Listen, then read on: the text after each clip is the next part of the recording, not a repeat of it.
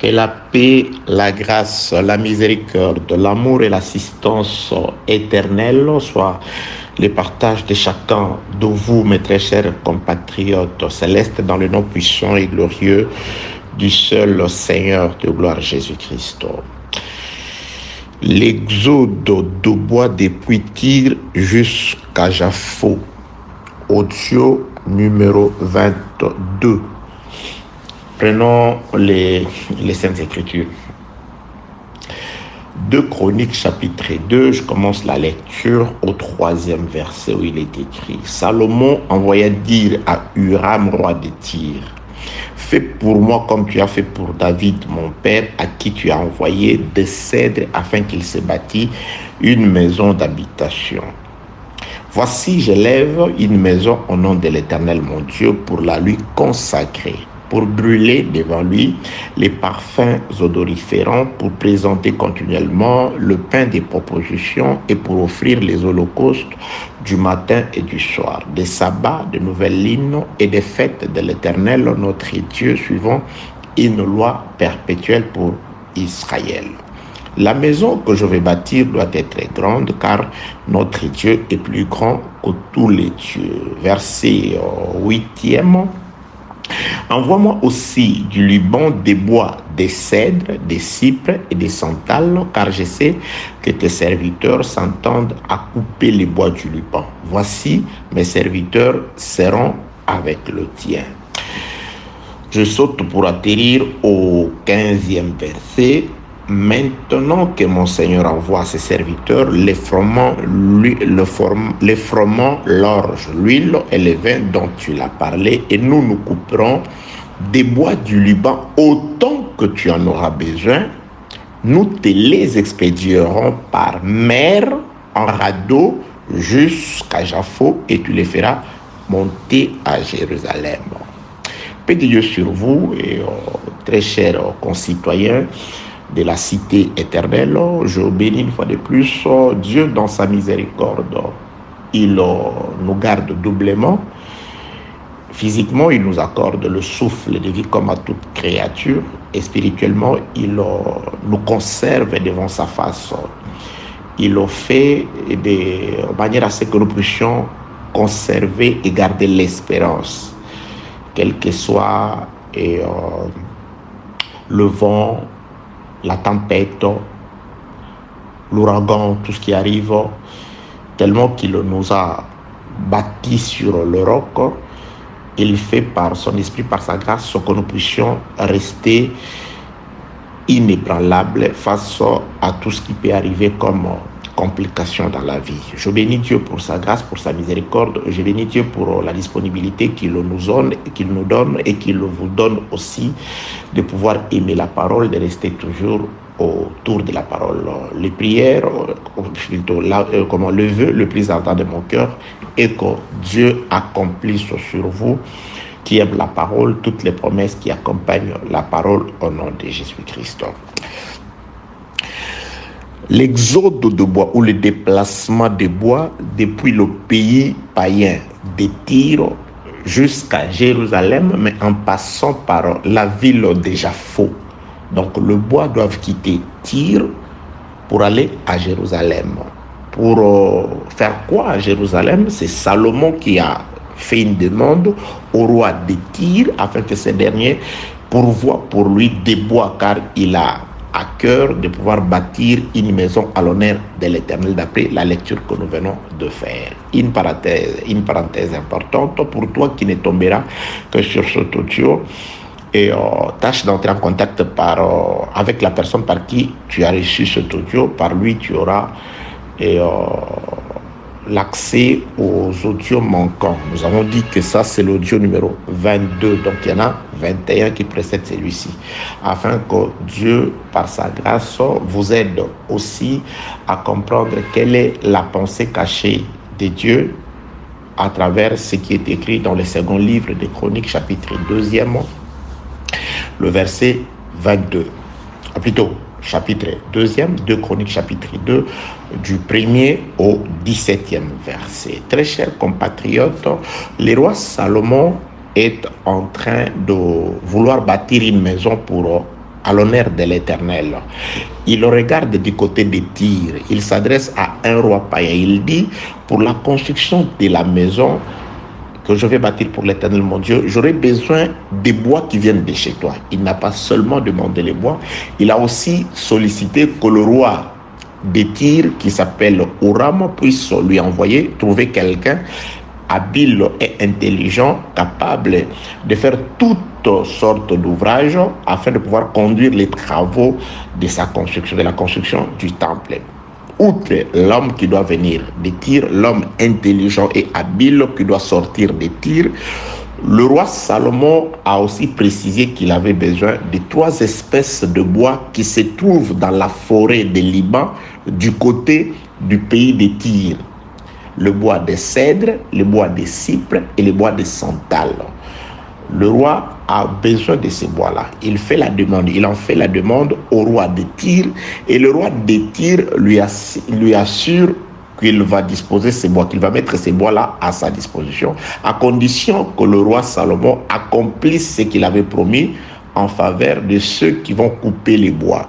Il avait promis la nourriture. Je crois qu'on a déjà parlé vraiment en détail, utilisant beaucoup d'heures par des messages vocaux afin de pouvoir parler dans le sens matériel comme spirituel de ce qu'est la rémunération, de ce que signifie la rémunération du roi Salomon en faveur de ceux qui vont travailler pour lui, de ceux qui vont lui pourvoir en matière de bois. Que la paix, la grâce, la miséricorde et l'amour de Dieu soient avec vous au nom de Jésus-Christ. Donc, le bois doit partir de la ville de Tyr jusqu'à Jérusalem, mais le roi de Tyr va placer l'itinéraire. Il va déterminer la trajectoire de bois. Les bois, certes, vont arriver à Jérusalem, mais l'itinéraire est que lorsqu'ils seront coupés, les 3 espèces de bois, le cèdre, le cypre et le santal, une fois coupés sur le territoire, les pays païens de Tyr, ils ne partiront pas par des chars, parce qu'à cette époque-là, il y avait des chars. On faisait même venir des choses par des chars. On pouvait utiliser des chars. Mais l'itinéraire a été tracé que le bois doit partir depuis Tyr par la voie maritime. On va les expédier par la voie maritime, par la mer, jusqu'à Jaffo. Jaffo était un port. Nous allons le voir dans les Écritures, dans les jours à venir, dans le détail. Qu'est-ce que ça représente, la ville de Jaffo? Les bois partiront depuis le territoire de Tyr jusqu'à Jaffo par la voie maritime, par navigation, par la mer. Et arrivé à Jaffo, c'est de là que Salomon se retrouvera face à face avec le bois.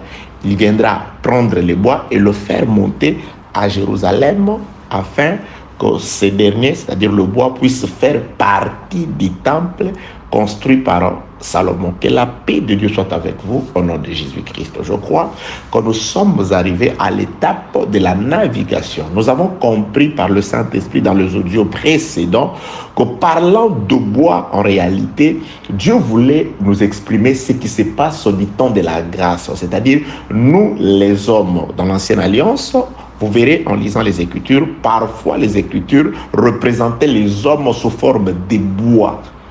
Les enfants d'Israël, après avoir traversé la mer Rouge, ils arrivèrent, ils avaient soif, ils arrivèrent devant de l'eau, mais c'était de l'eau amère. C'est alors que Dieu va utiliser, va demander, il va indiquer un modèle de bois à Moïse qu'il doit jeter dans l'eau afin de pouvoir assainir l'eau pour assouvir la soif du peuple. Donc, l'eau qu'on jette le bois qu'on va jeter dans l'eau pour assainir les eaux autrefois amères, afin que les eaux puissent désaltérer le peuple, c'est tout simplement le Seigneur Jésus-Christ qui est venu comme étant de la farine dans la coloquinte sauvage, afin que ce qui tuait autrefois, la loi qui tuait autrefois, puisse à ce jour devenir une nourriture comestible et qui donne la vie. Que la paix, la grâce et la miséricorde de Dieu soient avec vous. Jésus-Christ lui-même, quand on l'a cheminé pour être crucifié et que les femmes de Jérusalem pleuraient après lui,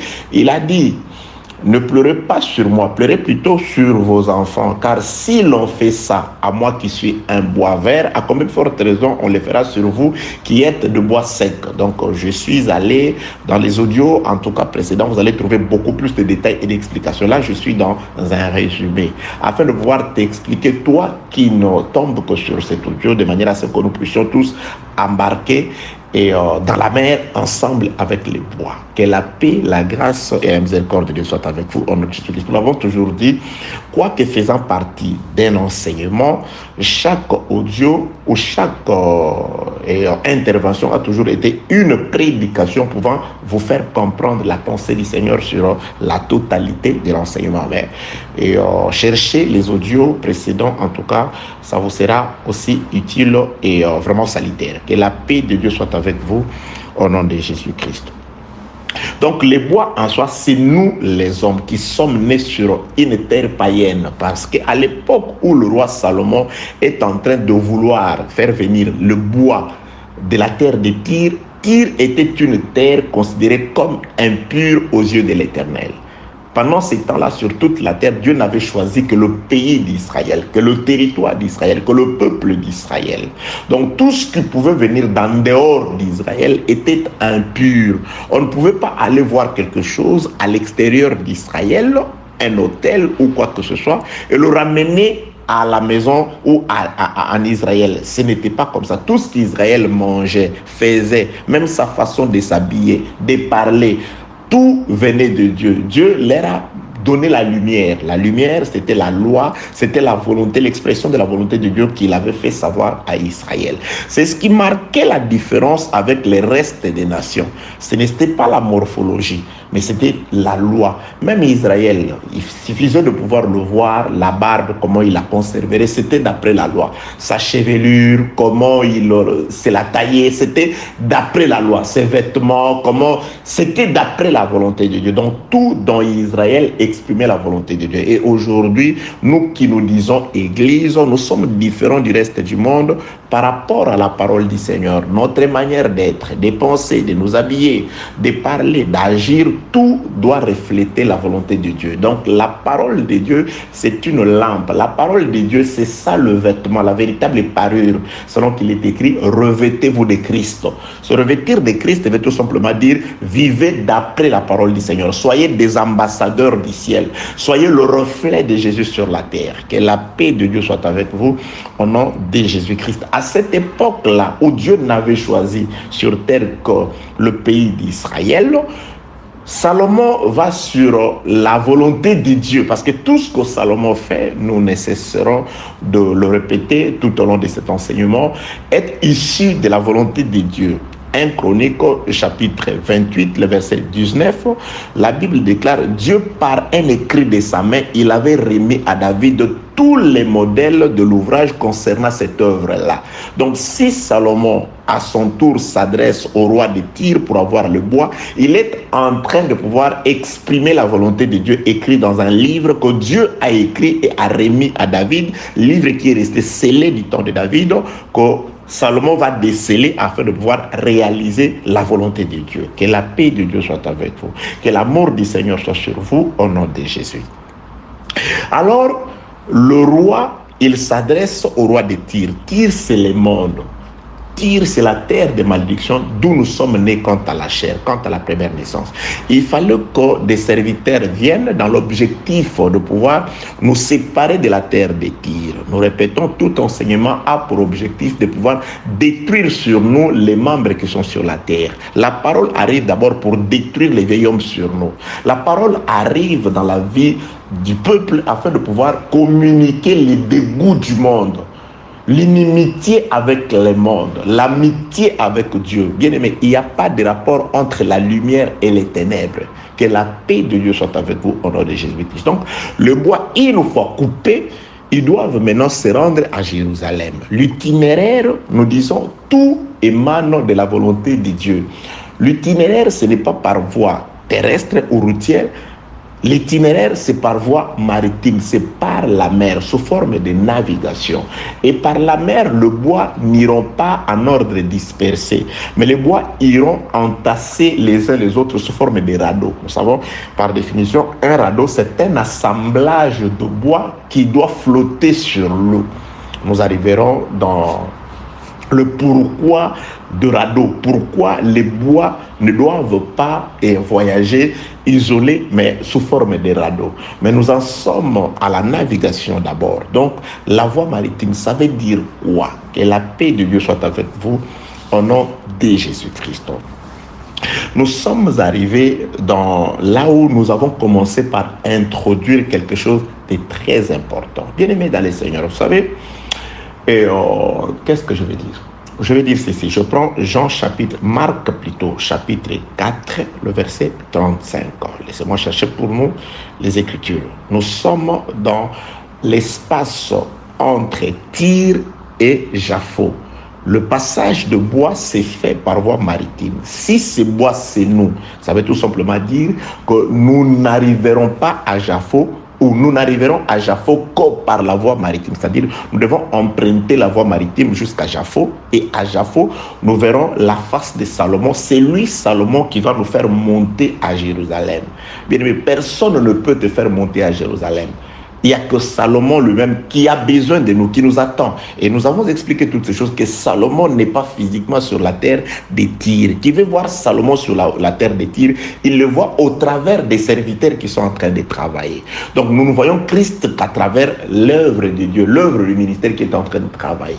Et les serviteurs qui travaillent, les Tyriens, ils ne sont pas seuls. Ils sont accompagnés des serviteurs qui étaient auprès de Salomon. Donc Salomon a fait un jumelage entre des gens qui sont partis de Jérusalem, qui sont descendus, qui travaillent avec des Tyriens qui sont habitants des Tyr, qui connaissent la forêt. Ensemble, ils sont en train de travailler. C'est pourquoi, Blanchard, quand je suis en train de travailler, vous qui êtes de bois, je voudrais vous faire déraciner de la terre des Tyr pour vous conduire auprès de Salomon. Mais je ne travaille pas seul. Il y a des prophètes, il y a des apôtres. Dans tout ce que je dis, cela doit être conforme à l'enseignement de Christ par les apôtres. Donc les serviteurs de Salomon doivent toujours être là à côté de serviteurs tyriens quand ils sont en train de couper les bois. C'est-à-dire quand vous enseignez, tout ce que vous dites doit trouver pour référence les Écritures. Tout ce que vous dites doit trouver pour référence ce que les apôtres ont dit. Car le Saint-Esprit par le frère Paul, je suis dans le livre de Galates, dit, Galates chapitre 1, verset 7 et 8, si quelqu'un d'autre, un ange du ciel, même nous-mêmes, viendrait à vous annoncer un autre évangile que celui que nous vous avons annoncé, qu'il soit anathème. C'est-à-dire, l'évangile se vérifie par rapport à ce que les apôtres ont dit. Un évangile qui contribue l'enseignement des apôtres fait de vous et des prédicateurs et de celui qui l'entendent des anathèmes. La Bible déclare un aveugle qui conduit les autres aveugles, personne de deux ne sera épargné. Et les conducteurs aveugles et les suiveurs aveugles, tous finiront dans l'abîme. Que la paix de Dieu soit avec vous au nom de Jésus-Christ. Donc, la voie maritime de l'eau, la mer, ça voudrait dire quoi? Je voudrais d'abord dire, au premier vue, quand Dieu dit, quand plutôt le roi Huram dit, le bois passeront par la mer. Il a dit juste la mer. Les bois pouvaient se réjouir. Il croirait que le voyage serait tranquille. Le voyage serait vraiment d'une tranquillité la plus paisible qui puisse exister. Ça, c'est ce que ça apparaît à première vue. Voyons ce que Dieu dit. Ce qui se passe dans le livre de Marc d'abord. Je prends Marc au chapitre 4e. Marc chapitre 4e, le verset 35e. Écoutez ce que Jésus-Christ dit à ses disciples. Ce même jour, sur le soir, Jésus leur dit, passons à l'autre bord. Donc, Jésus-Christ a juste dit, passons à l'autre bord. Comme ils avaient confiance en Jésus, ils pouvaient se douter qu'il y aurait quelque chose qui pourrait surgir en pleine traversée ou en pleine expédition. Jésus-Christ leur dit tout simplement, passons à l'autre bord, sans les avertir du danger qu'ils pourraient rencontrer à bord du chemin. Et quand ils sont entrés dans la barque, Jésus-Christ s'est endormi et ils pouvaient faire confiance aux paroles de Jésus. Bon, lui, il s'endort, rien ne nous arrivera parce qu'il avait dit, passons à l'autre bord. Très souvent, mes amis dans le Seigneur, Dieu peut te demander de faire quelque chose. Il faut savoir, il y a des personnes comme ça, quand ils ont cru au Seigneur, on leur a dit, bon voilà, venez au Seigneur, vous aurez la tranquillité, c'est fini, les histoires des envoûtements et c'est fini. Ils croyaient que c'est un fleuve doux. Non, bien aimé dans le Seigneur, la navigation n'est pas douce.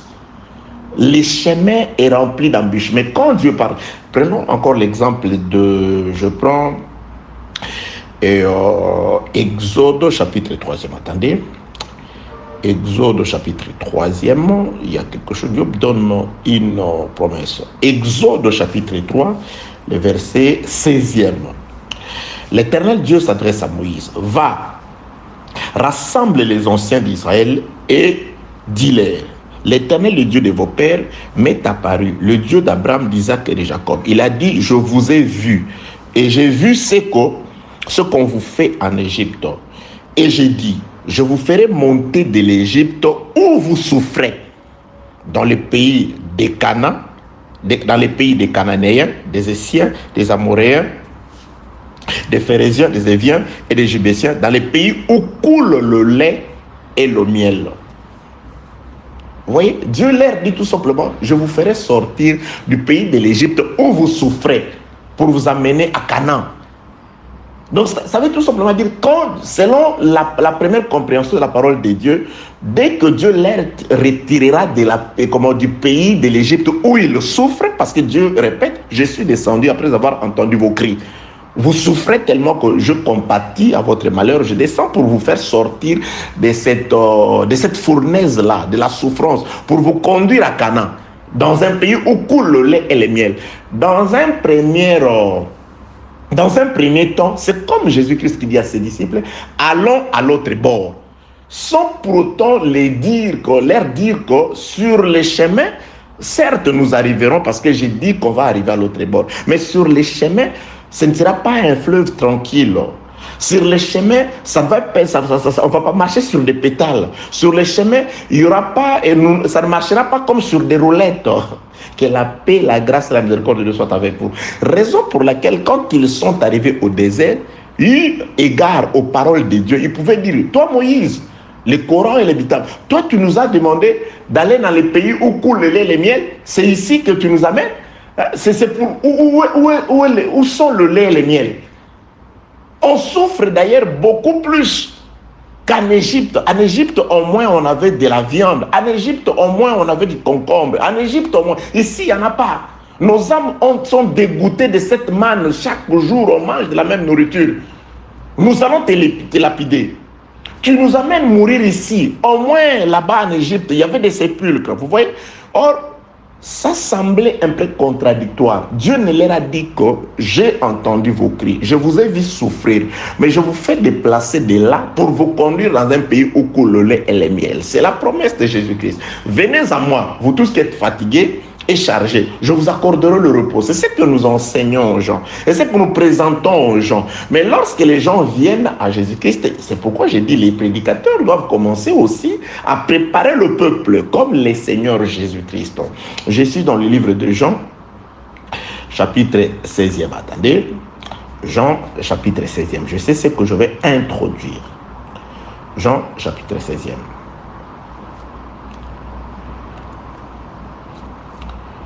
Livre de Jean, chapitre 16e. Attendez. Ok, Jean, chapitre 16e, le premier verset. Je vous ai dit ces choses afin qu'elles ne soient pas pour vous une occasion de chute. Ils vous excluront des synagogues. Et même l'heure vient où quiconque vous fera mourir croira rendre un culte à Dieu. C'est-à-dire Jésus-Christ leur parle des obstacles, des embûches qui vont arriver. Ça, c'est quand ils avaient déjà accepté de suivre le Seigneur. Mais dans un premier vue, il leur dit tout simplement, venez à moi vous tous qui êtes fatigués et chargés, je vous accorde le repos. Il y a des gens qui viennent comme ça. C'est la raison pour laquelle certaines personnes se plaignent. Quand ils arrivent au désert, eu égard à la souffrance, aux embûches, aux épreuves, ils commencent à regretter la vie en Égypte. Ah non, apôtre, vraiment, moi je ne comprends pas. Moi, quand j'étais de l'autre côté, tout allait bien. Moi, tout allait bien, ils commencent à penser aux oignons de l'Égypte, à la viande égyptienne, au sépulcre égyptien, ignorant la souffrance. Que la paix, la grâce et la miséricorde de Dieu soient avec vous au nom de Jésus-Christ. Donc, je suis allé là-bas, dans ce que je suis en train de nous dire, pour nous préparer à ce que nous allons rencontrer dans la mer. Dans la navigation maritime, ce ne sera pas un fleuve tranquille.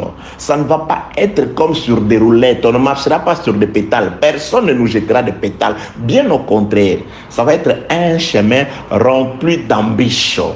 Que la paix, la grâce et la miséricorde soient avec vous au nom de Jésus-Christ. Oui, bien-aimés dans le Seigneur. Jésus-Christ l'a dit, il y a deux chemins. Il y a un chemin vaste, très grand, par lesquels la majorité des gens aiment passer. Mais le chemin du salut est un chemin très petit, étroit et resserré. Très peu de personnes passent par là.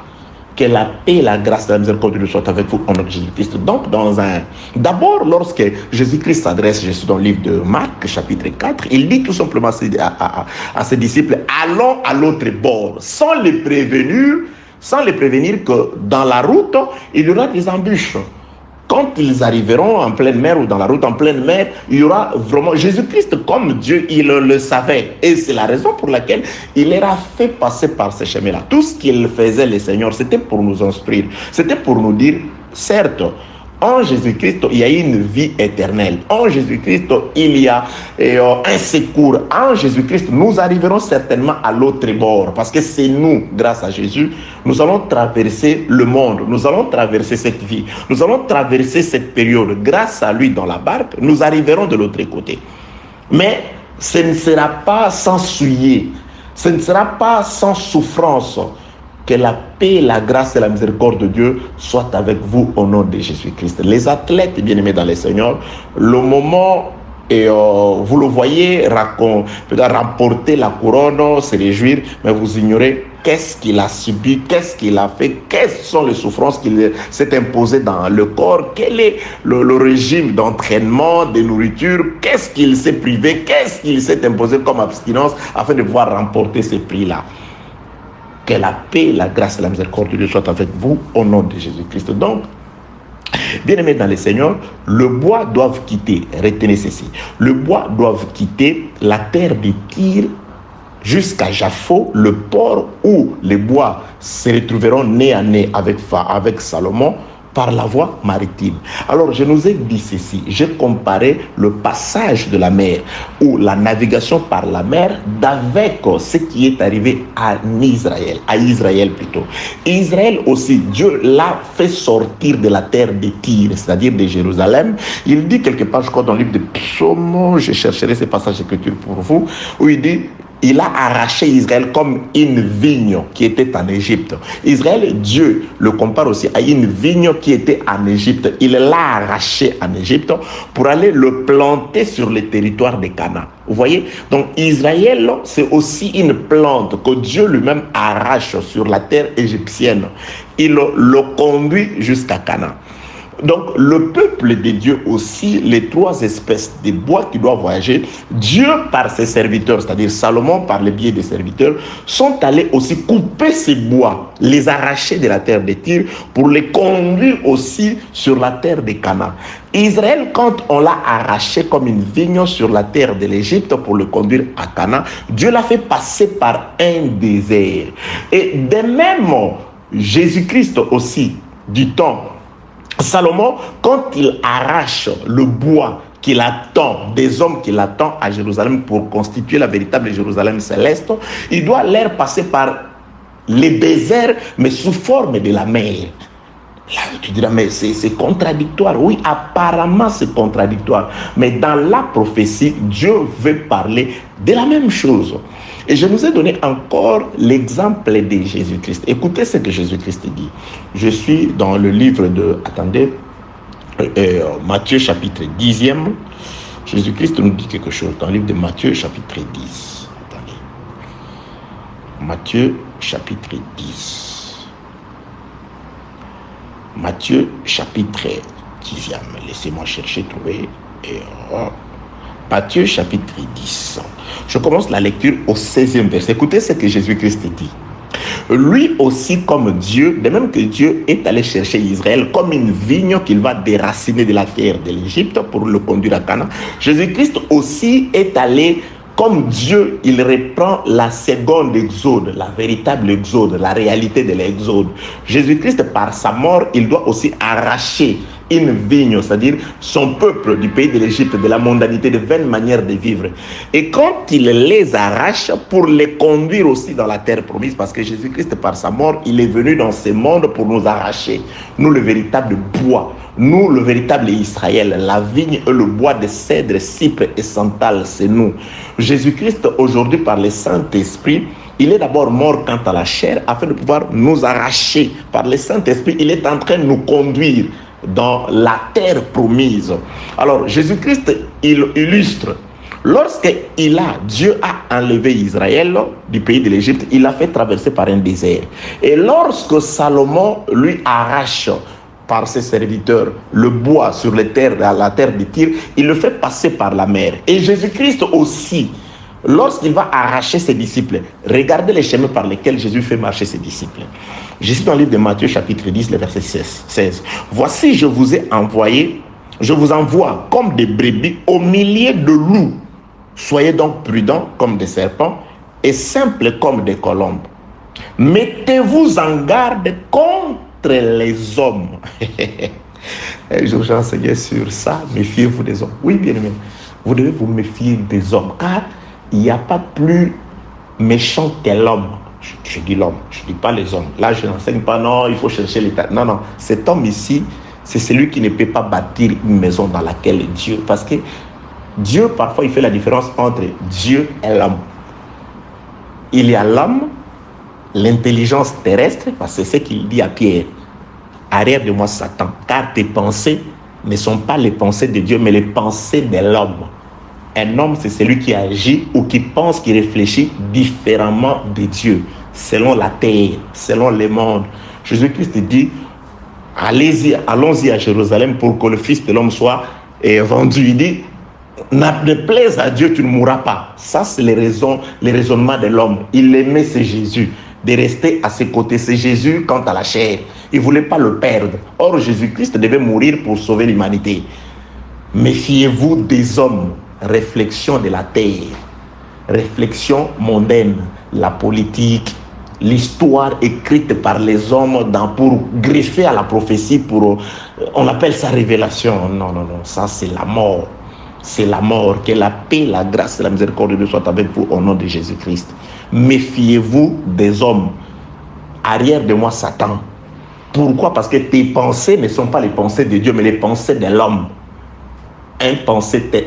Une pensée terrestre, charnelle, assise sur des histoires des hommes, assise sur la politique du monde. On va amener ça à l'église. C'est la mort, je répète. Que la paix de Dieu soit avec vous au nom de Jésus-Christ. Ok. Matthieu chapitre 10, verset 16. Voici, je vous envoie comme des brebis au milieu des loups. Soyez donc prudents comme des serpents et simples comme les colombes. Verset 17. Mettez-vous en garde contre les hommes, car ils vous livreront aux tribunaux, ils vous battront des verges dans leur synagogue. Ils vous battront des verges. Ici, le danger, c'est qui? C'est des loups. Et Jésus-Christ définit ces loups dont il parle. Il ne parle pas de loups comme, des animaux de carnivores, de fauves. Il parle des loups sous forme des hommes.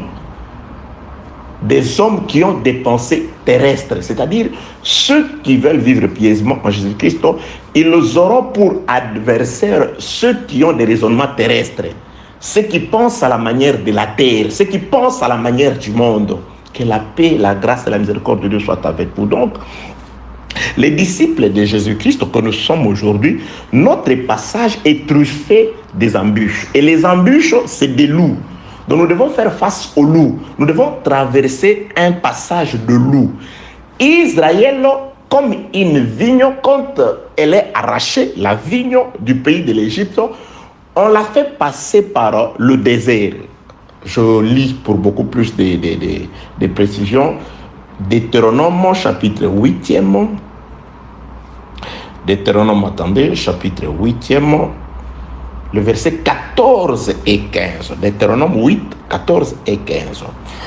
Prends garde que ton cœur ne s'enfle et que tu n'oublies l'Éternel ton Dieu qui t'a fait sortir du pays de l'Égypte, de la maison de servitude, et qui t'a fait marcher dans ces grands et affreux déserts où il y a des serpents brillants, des scorpions, dans les lieux arides sans eau, et qui a fait jaillir pour toi l'eau du rocher les plus durs, et qui t'a fait manger dans le désert la manne inconnue de tes pères, afin de t'humilier et de t'éprouver pour te faire ensuite du bien.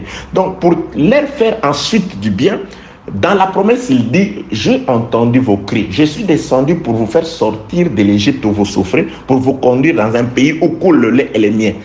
Basta. Ça, c'est la promesse. Il dit, Jésus-Christ à ses disciples, allons à l'autre bord. Basta. Ça, c'est la promesse. Mais en cours de route, ils surgissent comme des obstacles à la manière des hommes imprévus. Ce n'est pas imprévu, il avait prévu, mais il ne l'a pas annoncé au préalable. Avant, il dit tout simplement, venez à moi, vous tous qui êtes fatigués et chargés. Je vous accorde le repos. Mais dans ce repos, il donne un joug, quoique doux et léger. Mais il y a quand même un joug. Que la paix, la grâce et la miséricorde de Dieu soient avec vous au nom de Jésus-Christ. Je suis en train de nous dire ceci pour dire que le passage de bois depuis Tyr jusqu'à Jaffo par la voie maritime, ils ne vont pas naviguer, je le répète, dans un fleuve tranquille. Certainement, ils trouveront des embûches. Comme l'écriture se complète, quand on écrit, ici on dit tout simplement, il trace l'itinéraire, il dit, le bois sera coupé, mais on n'a pas présenté la souffrance des bois pendant qu'il recevait l'âche. Ce n'est pas facile, bien aimé dans le Seigneur. Si le bois est un homme, vous recevez l'âche vous sépare. C'est pourquoi ça a toujours été très dur pour certaines personnes qui sont même pasteurs aujourd'hui, ministres du Seigneur. Vous leur voyez ou vous entendez, ils parlent de Jésus-Christ plus ou moins bien, mais quand vous voyez leur comportement, vous trouvez qu'ils sont encore attachés à la terre des Tyr. Comment quelqu'un qui est encore attaché à la terre des Tyr peut te promettre de te conduire à Jérusalem? Lui-même, il n'est pas encore séparé de la terre des Tyr. Un charnel, un mondain, un terrestre, des épines qui étouffe la sémence parce qu'il est rempli de plaisirs et de soucis du siècle présent, de véritables épines. Comment une telle personne peut prétendre vous conduire au royaume des cieux? Que la paix, la grâce et la miséricorde de Dieu soient avec vous. Ces enseignements ont pour objectif aussi de nous ouvrir les yeux. Oui, bien aimé, de nous aider, comme disent la plupart, à comprendre et à connaître la voie sur laquelle nous sommes censés marcher, qui sont ceux qui doivent nous accompagner dans cette voie. Parce qu'il est impossible à un bois qui est encore sur la terre de Tyr de pouvoir se voir à Jérusalem. Le processus est clair et simple. La hache qui sépare d'abord de la terre, tu es plongé dans la mer et tu navigues. Expédition, tu navigues, tu ne restes pas sur place. Il y a des bois qui sont là dans la mer, c'est comme les gens en Afrique là-bas pendant la saison sèche. Donc ils ont peur de se laver. L'autre, que la paix, la grâce et la miséricorde de Dieu soient avec vous au nom de Jésus-Christ. Ok, bien aimé, oui, vous fouillez le foie. Il y a des bois qui sont comme ça. Par crainte de la mer, ils craignent d'avancer dans les eaux profondes. Mais si vous n'avancez pas dans les eaux profondes, comment allez-vous arriver jusqu'à Tyr, jusqu'à Jaffo? Ils sont juste là dans la côte, c'est-à-dire ils essayent d'avancer, ils rentrent, ils avancent. Il y a des gens qui sont comme ça, ils se relèvent, ils tombent, ils se relèvent, ils tombent, ils se relèvent, ils tombent. Ils avancent un tout petit peu dans la mer, ils rentrent. Lorsque les vagues viennent, ils rentrent. Or, nous devons affronter les vagues. Nous devons les affronter, ces flots-là. Raison pour laquelle nous devons rester sous forme de radeaux. Que la paix de Dieu soit avec vous, nom de Jésus-Christ. Bien-aimé dans le Seigneur, je suis en train de faire, je dirais, un rapport entre le déplacement de la vigne Israël que Dieu arrache sur le territoire égyptien, qui le conduit pour aller le planter à Israël, sur la terre de Canaan. Dieu ne dit pas d'abord que voilà, je suis descendu pour vous faire sortir du pays où vous souffrez, pour vous conduire dans une souffrance encore beaucoup plus atroce. On vous fera la guerre, vous traverserez. Non, non. Le plan est simple. Le plan est que je vous fais sortir de là où vous souffrez pour vous conduire dans un pays où coule le lait et le miel. Dieu ne leur dit pas aussitôt ce qui va leur arriver sur la route. Oui, c'est simple. Maintenant, on vous coupe sur la terre de Tyr. Vous êtes séparés de la terre de Tyr. L'objectif, c'est que directement, vous allez, ne vous en faites pas, vous verrez le visage de Salomon. Quand vous vous convertissez, vous chantez la gloire.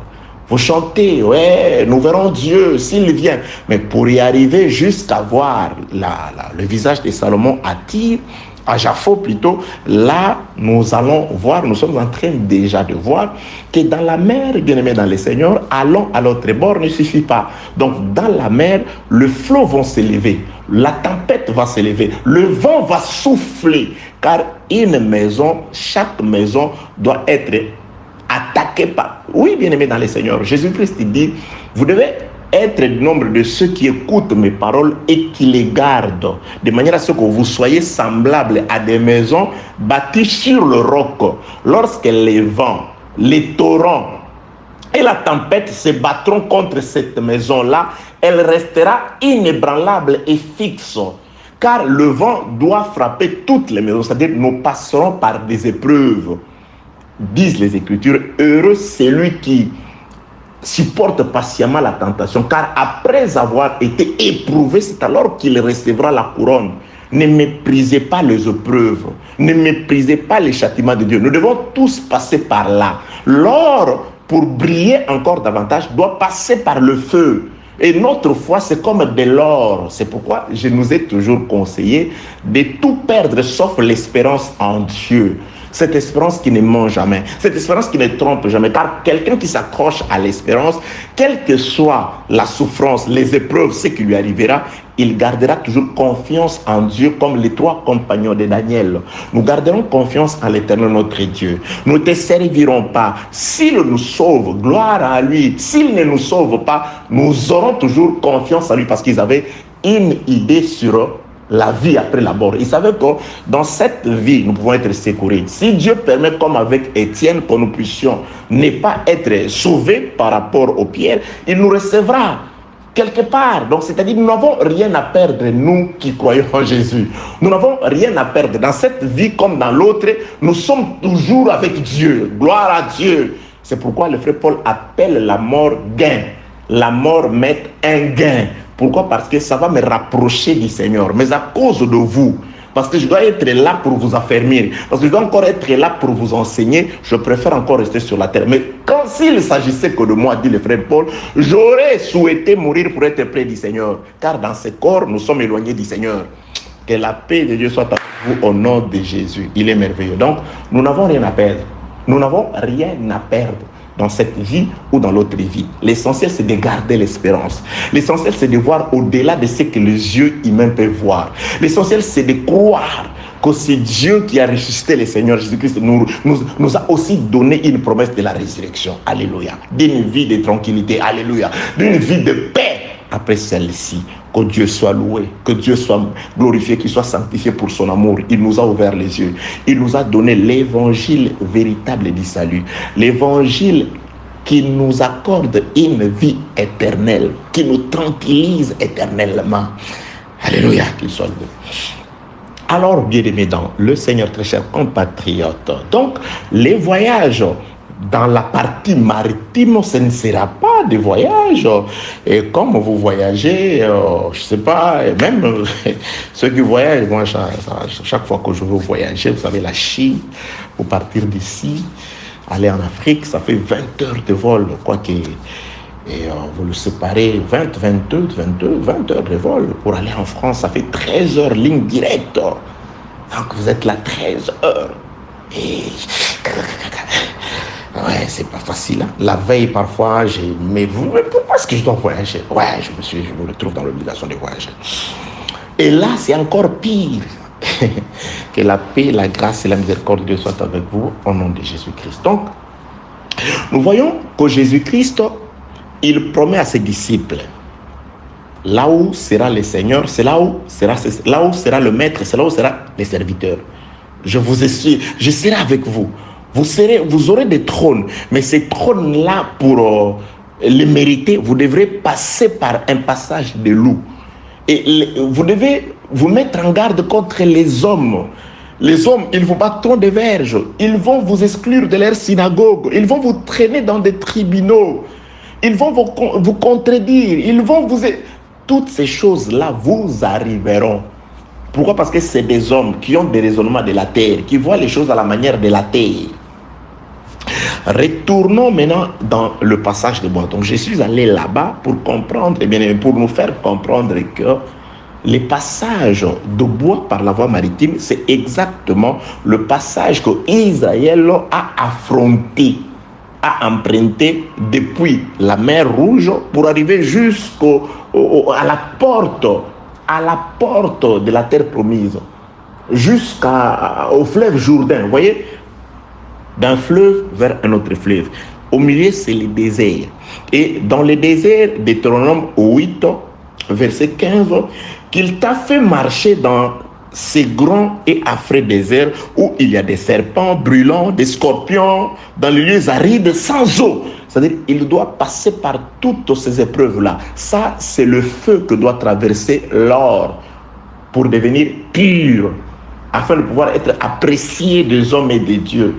Ça, c'est les passages que doivent passer les disciples de Jésus-Christ. Mais il leur dit, allons à l'autre bord. Mais en cours de route, en pleine mer, il se passe qu'ils auront à affronter, à faire la guerre, à résister à la tempête, à résister au flot, à résister au vent, à résister au torrent. J'ai dit, toute maison doit se construire ou doit être construite en conséquence des causes, en prévention de ces choses. Quand vous construisez ou quand vous enseignez, quand vous dites des choses au peuple de Dieu, il faut savoir que je suis en train d'enseigner. Mais le vent viendra. Moi, je suis contre ces pasteurs qui disent aux gens, non, voilà, il ne faut pas écouter les autres. Non, non, bien aimé. Donnez la matière. Construisez. Édifiez-les comme une maison sur le roc. Qui qu'il va rencontrer là-bas, toi, tu ne peux pas l'interdire. Si tu l'interdisais, quoi, il va fermer les oreilles. Il ne sera pas toujours avec toi. Il y a des pasteurs, non, il ne faut pas écouter les autres. Vous n'avez qu'à m'écouter. Non, tu as peur. Tu as peur. Tu as peur et il va être renversé. Moi, quand je t'enseigne, je te dis, oui, si tu reçois, va. S'il y a une question, tu reviens avec. Tu avais dit ceci, là, on m'a dit cela. Je peux peut-être trouver des similitudes. Non, il a dit ça dans tel angle où il voulait dire ça. Mais c'est faux. Par rapport à tel et tel verset, il ne faut pas avoir peur. Non, n'écoutez pas les autres. Non. Laissez-les écouter, surtout les autres. Laissez les gens écouter. Construisez tout simplement, bâtissez vos maisons sur le roc. Le vent viendra, que tu le veuilles ou pas, que tu l'avertisses ou pas, d'une manière ou d'une autre, le vent viendra. Tu l'empêches de ne pas écouter les autres, mais un jour il sera malade. Un charlatan va se présenter devant lui. Là, il sera malade. Ta parole n'a pas produit suffisamment de l'espérance de la foi en lui. Il va écouter ces charlatans, il va l'amener dans une petite maison là-bas et lui donner de l'eau, je ne sais pas, des mouchoirs là-bas. Le problème, ce n'est pas de pouvoir dire n'écoutez pas les autres. Le problème, c'est de pouvoir leur donner à manger. Donner suffisamment à manger. Parce que la Bible déclare, celui qui a mangé, celui qui est rassasié, il foule aux pieds même le miel. Parce qu'il n'y a plus de place pour ça. Qu'il mange, donner à manger, c'est-à-dire bâtissez les gens sur le roc, sur le vrai enseignement, des bases sûres et solides. Ils résisteront au vent, au torrent et à la pluie. Au lieu de pouvoir mettre des barrières qui ne résistent même pas. Tu as peur, il ne faut pas avoir peur. Que la paix, la grâce et la miséricorde de Dieu soient avec vous au nom de Jésus-Christ. Donc, très chers compatriotes, donc nous voulons comparer le passage maritime depuis Tyr jusqu'à Jaffo au passage désertique qu'a traversé Israël depuis la mer Rouge jusqu'au Jourdain. C'est ça le passage que Jésus-Christ fait emprunter à ses disciples, disons que vous traverserez les passages de l'eau. C'est le Seigneur Jésus-Christ aussi qui dit à ses disciples que allons à l'autre bord. Mais du bord où ils étaient vers l'autre bord, au milieu, il y a des tumultes. Au milieu, la mer va se fâcher, le vent va se lever. C'est ce qui doit nous arriver, bien-aimés dans les Seigneurs, comme des bois, l'enseignement, la parole de Dieu. Les évangélistes, les ministres nous ont dit de pouvoir nous séparer du monde, nous ont prêché ces choses-là. Et quand ils nous prêchent ces choses-là, nous devons commencer la marche. Aujourd'hui aussi, il y a des gens qui n'avancent pas. Je dis, ils n'avancent pas. Il y a de ces frères-là qui sont même mes frères avec qui nous avons été au XXe siècle, 1988, et 98, 99. Quand vous les voyez, vous les laissez parler. Je dis, mais comment toi tu ne grandis pas? Comment toi tu n'avances pas? Et parfois tu le vois se laisser balayer par un petit péché, par un petit raisonnement. Je me dis, mais finalement, à quoi t'ont servi toutes ces années pendant lesquelles tu as appris? Tu as toujours été aux côtés des gens qui enseignent la vérité. Que la paix, la grâce et la miséricorde de Dieu soient avec vous au nom de Jésus-Christ. Alors, très chers compatriotes, donc ce passage maritime, donc la mer peut aussi être représentée comme un désert. La mer est un désert. Oh oui, là c'est pas moi, c'est le frère Jean, c'est là où nous allons. Je vais d'abord coller cela, ensuite nous reviendrons dans la mer par rapport au passage d'écriture. Non. Je donne d'abord le passage d'écriture de Ézéchiel chapitre 32. Ézéchiel chapitre 32. Attendez. Nous reviendrons dans ce qui voit Jean. Ézéchiel d'abord. Laissez-moi chercher le prophète Ézéchiel. T'es où? Le prophète Ézéchiel. Ok, te voici. Ézéchiel chapitre 32e. Ézéchiel chapitre 32, le verset 2e. Fils de l'homme, prononce une complète sur Pharaon, roi de l'Égypte. Tu lui diras, tu ressemblais à un lionceau parmi les nations. Tu étais comme un crocodile dans les mers. Tu t'es lancé dans tes fleuves. Tu troublais les eaux avec tes pieds. Tu as agité leurs flots avec tes pieds. Et ouais, j'avais déjà commencé à expliquer le pied. Les pieds de Pharaon qui agite la mer, qui fait soulever le flot. C'est bien aimé, les plaies, le pied plutôt, on le rencontre chaque jour dans notre vie. Les pieds de Pharaon. Ok, je suis ici, vous voyez déjà ici, on nous présente un roi des mers. Le roi des mers qu'on nous présente ici, dans la prophétie, c'est une prophétie. On l'identifie comme Pharaon, le roi d'Égypte. Le même Pharaon, le roi d'Égypte, la prophétie de Moïse, ici, il est identifié comme crocodile qui est en train de régner, de gouverner dans la mer. Et avec quoi il utilise ses pieds? Suivez-moi très bien, bien-aimés dans le Seigneur. Que la paix de Dieu soit avec vous au nom de Jésus-Christ. Ces choses ont été écrites pour vous. Ce n'est pas en lisant Pharaon, c'est quand vous n'avez pas le Saint-Esprit. Ah, ça veut dire quoi, roi d'Égypte? Tu disais un lionceau, tu agitais avec tes pieds. Bien-aimé, c'est l'évangile, ça c'est la bonne nouvelle. Mais elle a été cachée. La bonne nouvelle a été cachée, elle est restée scellée. Mais au temps de la fin, cela a été ouvert, éclairé pour vous.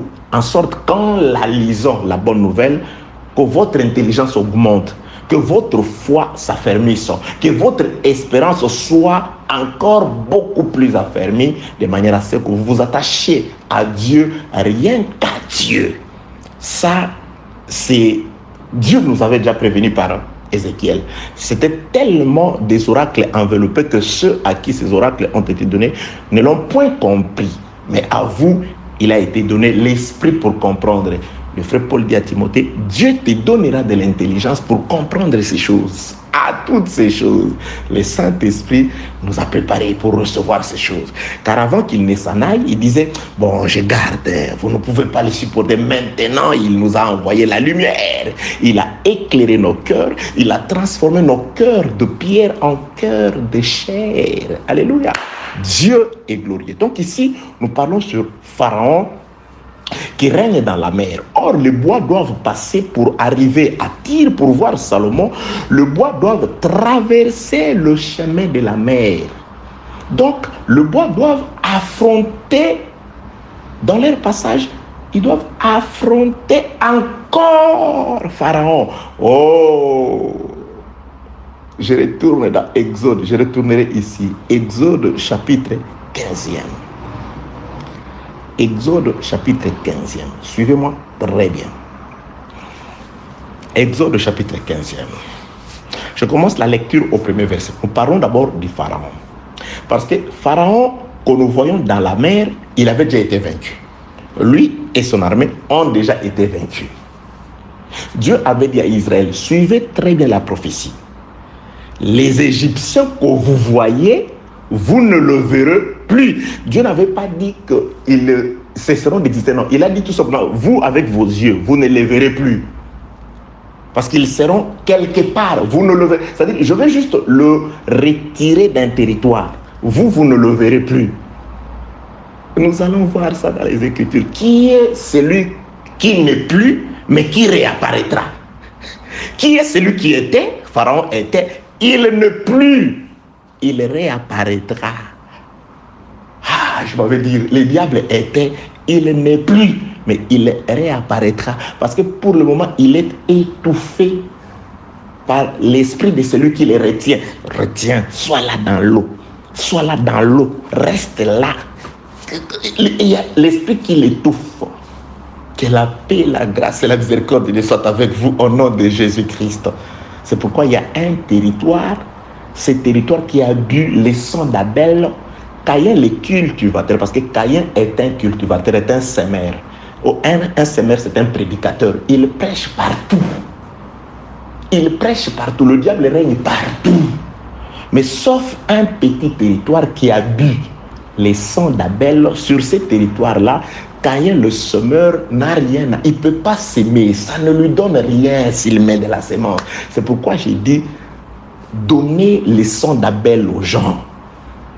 Caïn peut s'aimer, il n'aura pas récolté, parce que c'est un territoire isolé, c'est un territoire réservé, un territoire protégé, c'est un jardin fermé, c'est un puits scellé, c'est comme l'épouse, un jardin fermé, il est protégé. C'est comme Dieu il dit à Israël, quand je t'ai fait sortir de l'Égypte, quand j'étais planté, j'ai construit une haie, une parcelle, de manière à ce que le bête sauvage ne t'atteigne pas. Quand tu as la crainte de Dieu, quand tu marches selon le Seigneur, Dieu construit une muraille de sécurité tout autour de toi. Oui, une tour forte qui te protège, qui nous protège. Là, il n'est plus. Pourquoi? Parce que nous sommes protégés. Il fait comme s'il était, mais il n'est plus. Oui, les grimaces parfois, il n'est plus. Rappelle-les qu'il n'est plus. Toi qui crains Dieu, rappelle à cette maladie qu'elle n'est plus. Rappelle à cette situation qu'elle n'est plus. Rappelle aux difficultés qu'elles ne sont plus. Il y a un temps, en toi, il y a l'esprit de celui qui les retient pour qu'il n'apparaisse qu'à leur temps. Pas en toi. La maladie chronique passe sur toi au nom de Jésus.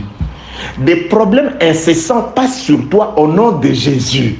Des blocages et difficultés passent sur toi au nom de Jésus. Suivez-moi très bien. Nous sommes dans la navigation du bois. Je sais que Dieu vous aidera. La prophétie pour les nuls. Pour nous qui sommes nuls, Dieu s'abaisse, s'humilie. Il devient un homme pour parler aux hommes. Il révèle la chair de l'homme. Il mange comme l'homme. Il simplifie le langage. Suivez très bien, bien-aimés dans les Seigneurs. Vous n'allez pas tomber dans les pièges des gens qui greffent la politique et l'histoire du monde à la prophétie. Non, vous n'avez pas comprendre. Vous n'avez pas besoin de ces choses-là. Vous prenez l'histoire écrite par des vainqueurs, par des hommes qui ont écrit, qui ont rapporté selon eux. Et vous venez, vous voyez, si vous lisez, il y a une information à la télé, quelqu'un a dit ceci en Israël, il ne faut plus chasser le nom au nom de Jésus. Frère, ça veut dire quoi? Ça veut dire quoi? Ça veut dire quoi? Ça veut dire, nous sommes au temps où la bête vient. Quel greffage, cocktail, molotov, mortellement spirituel. Que la paix, la grâce et la miséricorde de Dieu soient avec vous au nom de Jésus-Christ. Ça, c'est des théories de complot. Elles n'ont pas leur place à l'église. Je suis en train de dire ceci. La navigation sous forme maritime, plutôt par la voie maritime, par la voie maritime, depuis la terre de Tyr jusqu'à Japhon. Dans la mer, il y a Pharaon qui est là.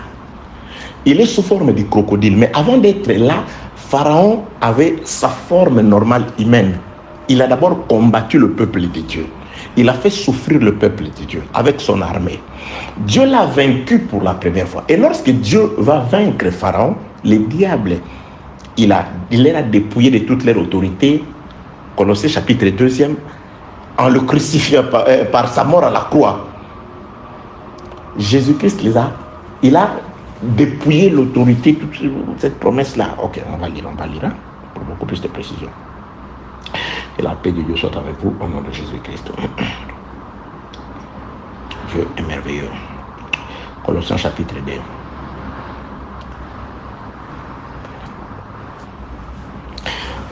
Verset 14. Il a effacé l'acte dont l'ordonnance nous condamnait et qui subsistait contre nous. Il a détruit en le clouant à la croix. Il a dépouillé les dominations, les autorités et les a livrées publiquement en spectacle en triomphant d'elles par la croix.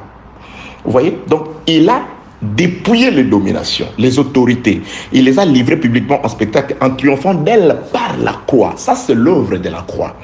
Je rentre, Exode, Pharaon a été vaincu.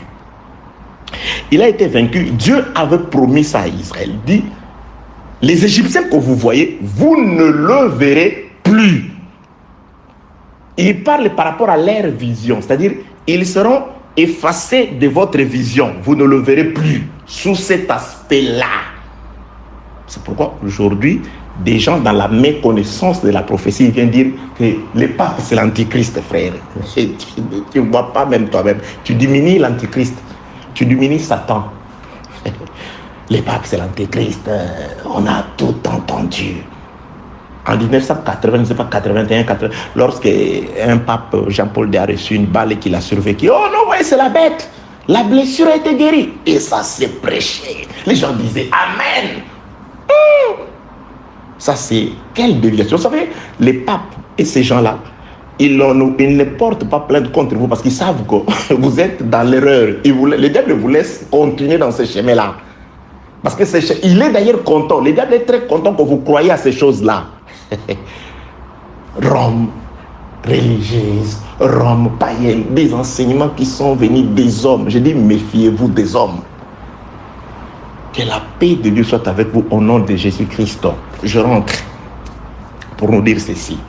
Exode chapitre 15 d'abord. Exode 14, Dieu dit au peuple, ces Égyptiens que vous voyez, vous ne le verrez plus. Ils seront là, ils existeront, mais vous ne le verrez plus parce qu'ils vont changer de forme. Il est écrit qu'un antichrist vient. Maintenant, il y en a plusieurs. Sous quelle forme? Il n'y a pas d'homme comme ça, mais il y a l'esprit de l'erreur. On dit à Pierre, arrière de moi Satan. Mais ce n'est pas le diable avec des cornes ou quelqu'un. Parce que tes pensées sont les pensées de l'homme. C'est-à-dire toute personne qui veut greffer la pensée de l'homme à la pensée de Dieu, là, il est utilisé par le diable. C'est pourquoi il faut faire très attention dans ce que vous dites et dans ce à quoi vous croyez. Exode chapitre 15. Alors Moïse et les enfants d'Israël chantèrent ces cantiques à l'Éternel. Ils dirent, je chanterai à l'Éternel car il a fait éclater sa gloire. Il a précipité dans la mer un cheval et son cavalier. Le cheval et son cavalier. Il prend toute l'armée d'Israël. La prophétie définit ça, englobe ça à un cheval et son cavalier. C'est-à-dire le diable et ses adeptes. Pharaon et son armée. Un cheval et son cavalier. Où on les a engloutis dans la mer. Ici, déjà, la prophétie ne dit pas détruit par la mer, non, englouti dans la mer. Donc, Ézéchiel, quand il voit Pharaon dans la mer sous forme de crocodile, Ézéchiel est dans l'acheminement logique dans ce que Moïse dit ici. Ézéchiel voit la suite de l'œuvre de la croix. Il dit, oui, il n'est plus. Les hommes ne peuvent plus le voir sur la surface, mais il est là. Où? Dans la mer. Il ne sort plus pour combattre. Maintenant, il utilise ses pieds pour agiter l'eau.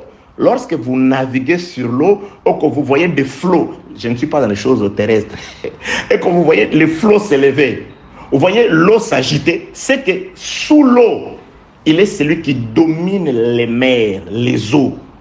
Il est en train d'utiliser le pied. Il agite l'eau. Des agitations.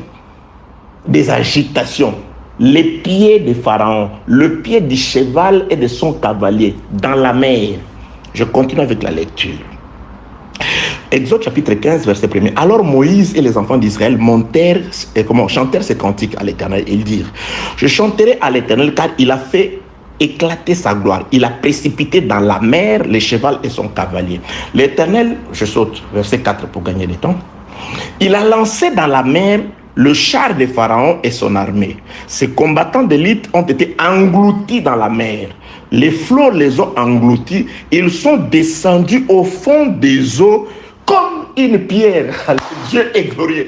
Comme une pierre. Bien aimé, une pierre ne peut pas se détacher sans le secours d'aucune main pour venir combattre si ce ne sera pas contre une pierre. Lorsque Daniel le voit comme une pierre, c'est que c'est une pierre qui va combattre contre une pierre. Cette pierre-là était sur la terre, c'est-à-dire l'incrédulité. C'est pourquoi Dieu promet de transformer le cœur, de retirer le cœur de pierre, l'esprit du diable, l'esprit de l'incrédulité, et de donner l'esprit de la chair. L'esprit sur lequel, le corps plutôt, le cœur de la chair, le cœur sur lequel Dieu peut écrire. Et cette pierre-là, par l'œuvre de la croix, lorsque Dieu l'a fait déplacer des cœurs de son peuple, il l'a lancée dans l'eau. Aujourd'hui, la pierre est dans l'eau. Et cette pierre-là sortira de l'eau. Elle sera combattue par une autre pierre, parce que quand elle sort de l'eau, elle ne peut avoir que la forme de pierre, c'est-à-dire l'antichrist, il se fera appeler Dieu. C'est une pierre. C'est pourquoi la véritable pierre viendra l'anéantir. Bien aimé, la prophétie, tout ce qui est dit est important. Dieu soit loué. Alors, les temps. Exode chapitre 15. Il a lancé dans la mer les chars de Pharaon et son armée. Ses combattants d'élite ont été engloutis dans la mer Rouge. Les flots les ont couverts. Ils sont descendus au fond des eaux comme une pierre. Donc nous sommes au moment où l'œuvre de la croix, ils ont été dépouillés de leur force. Pourquoi? Parce que maintenant il y a le Saint-Esprit, il y a la présence de celui qui les retient, afin qu'il n'apparaisse qu'à son temps, que la pierre ne remonte qu'à son temps. Mais pour le moment, là où il est dans l'eau, il ne peut pas sortir complètement pour combattre. Il utilise le pied, les pieds. C'est comme Christ. Il ne peut pas pour le moment se manifester physiquement. Christ utilise aussi le pied pour sauver. C'est pourquoi le diable, c'est un parfait imitateur. Il utilise le pied. Oui, Romains chapitre 15. Attendez. Attendez. Romains.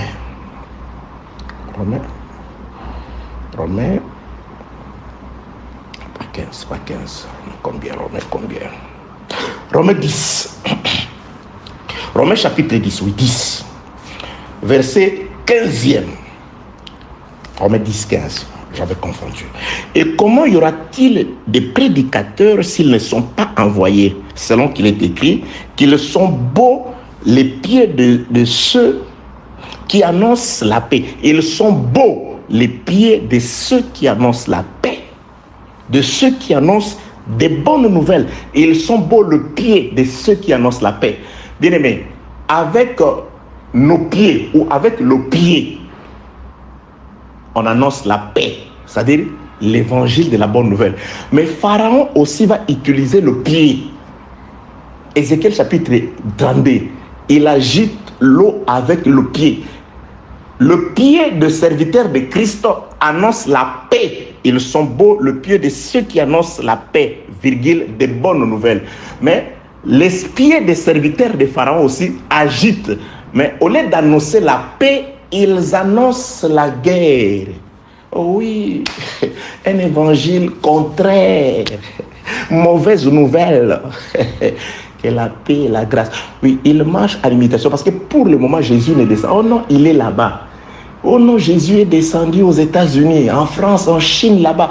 Ne l'écoutez pas. Là où est les cadavres, c'est-à-dire là où sont les pieds de ceux qui annoncent l'évangile, c'est là où les aigles doivent s'assembler. Mais il n'y a pas sur le terrain que le pied de ceux qui annoncent l'évangile.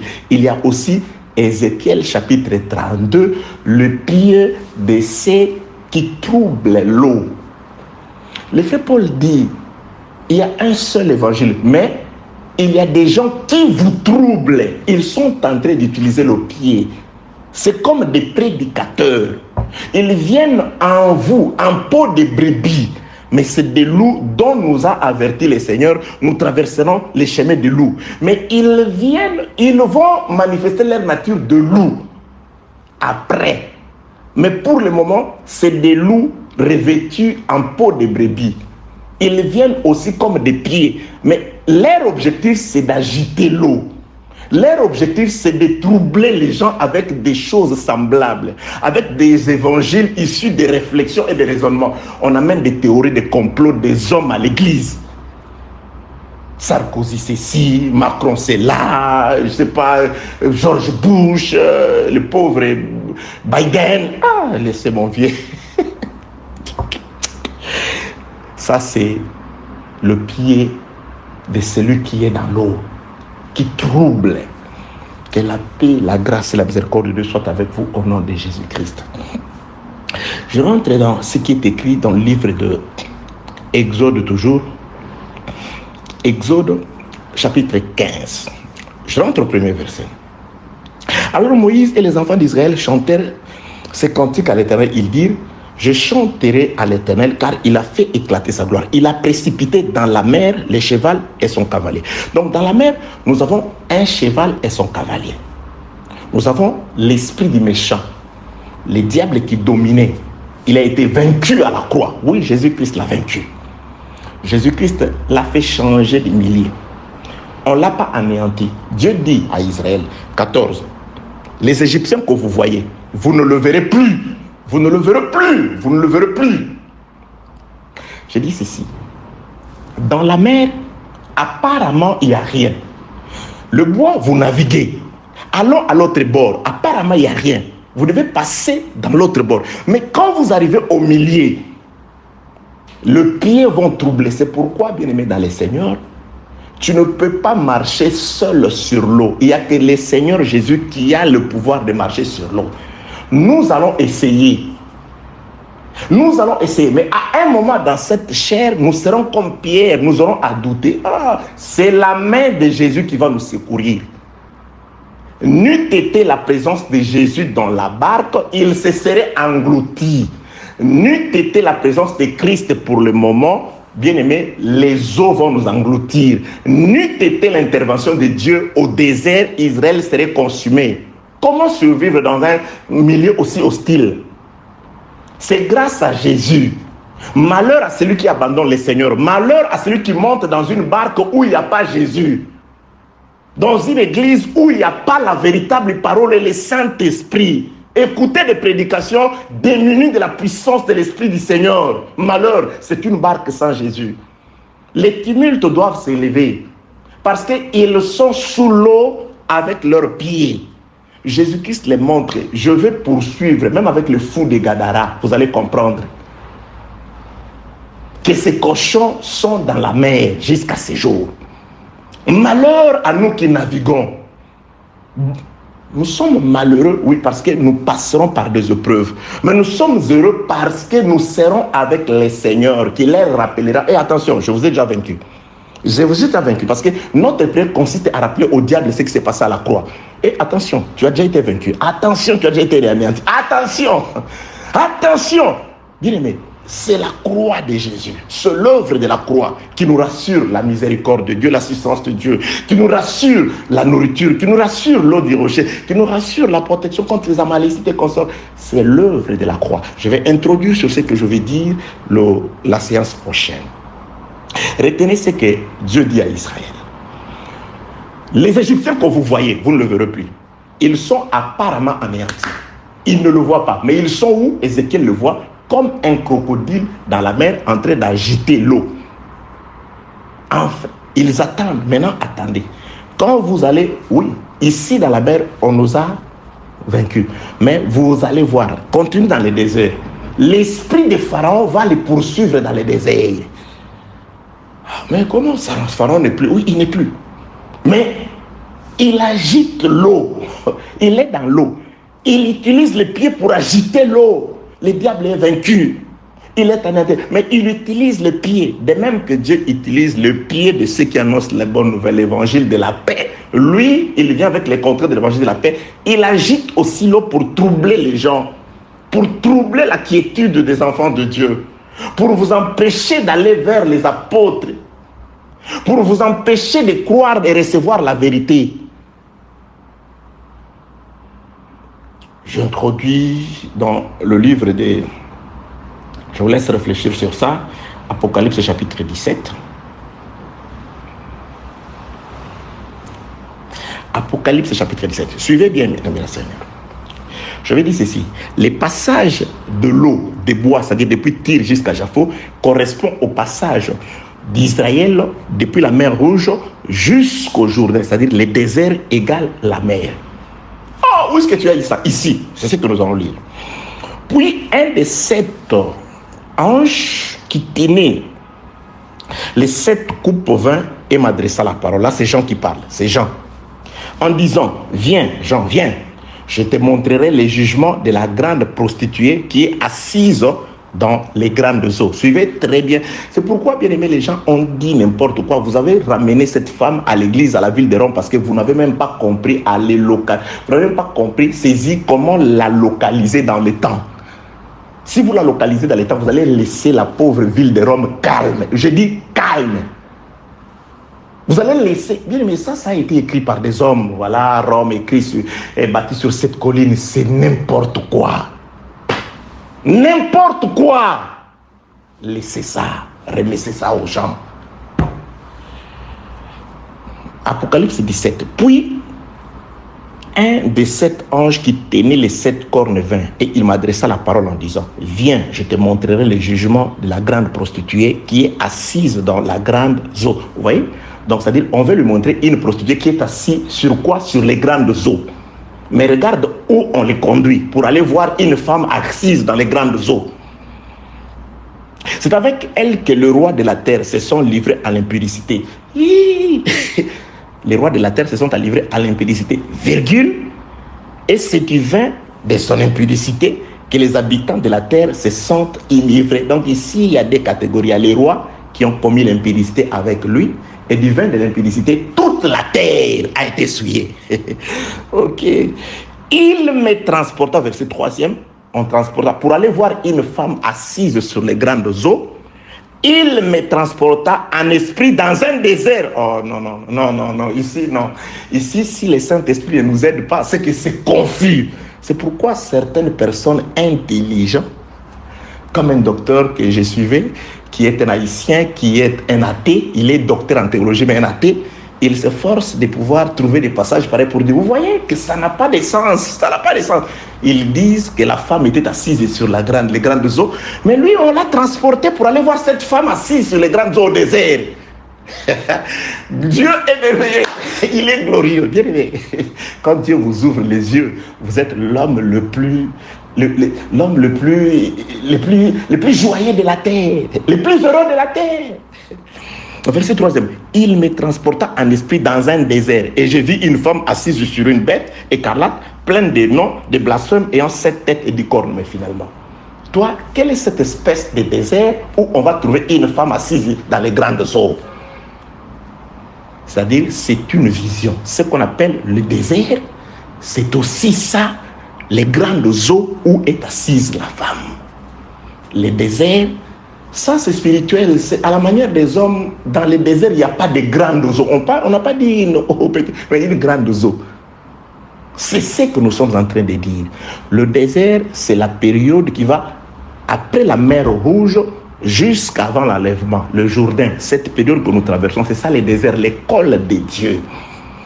Et les grandes eaux aussi, c'est cette période qui va, depuis que les arbres sont coupés à Tyr, la mer jusqu'à Japhos, où on voit le visage de Salomon pour prendre les bois et les enlever. cette période-là, pourquoi on appelle ça le désert? Pourquoi c'est la même période qui est les grandes eaux? Vous allez voir la même chose, parce que je descends. Verset 8. La bête que tu as vue, c'est-à-dire Pharaon que tu as vu, il a fait souffrir Israël, cette bête-là. Il n'est plus. Ah, voilà ce que tu avais dit. Les pharaons, les chars que vous voyez, les Égyptiens, vous ne le verrez plus. Vous ne le verrez plus. Vous voyez ici, la bête que tu as vue, Pharaon que tu as vu là, que toi, Jean, je te fais voir dans la vision. Ce Pharaon-là, normalement, pour les comprendre, c'est celui qui a rassemblé toute son armée pour suivre Israël, mais qui n'est plus parce qu'il a été englouti dans la mer comme une pierre, il n'est plus, on ne le voit plus. Ça, c'est le temps actuel. Il n'est plus. Il agit de là où il est sous forme de pied, agitant l'eau. Mais lui, il n'est plus parce qu'il y a la présence de l'esprit qui le retient. Il veut sortir, tu ne sortiras pas, tu restes là-bas. La pierre reste là-bas. Pharaon reste là-bas. Mais il parvient quand même par ses pieds. Parce qu'il y a plusieurs antéchrists, plusieurs faux Christ, faux prédicateurs. Des hommes qui suivent Christ, mais qui parlent par l'esprit de l'homme. Comme Pierre, pendant ce temps-là. La bête que tu as vue elle n'est plus, mais elle doit monter de l'abîme. Ah, voilà. Donc, Pharaon qui a été vaincu, qui est allé dans la mer, il viendra un temps, il remontera, la pierre remontera, la bête ressortira de l'eau. Il doit ressortir de l'eau pour régner afin qu'il aille dans l'abîme. Il doit ressortir de l'eau. Beaucoup de minutes pour aujourd'hui. Que celui qui a créé les choses à vous bénisse au nom de Jésus-Christ. Je reviendrai en détail.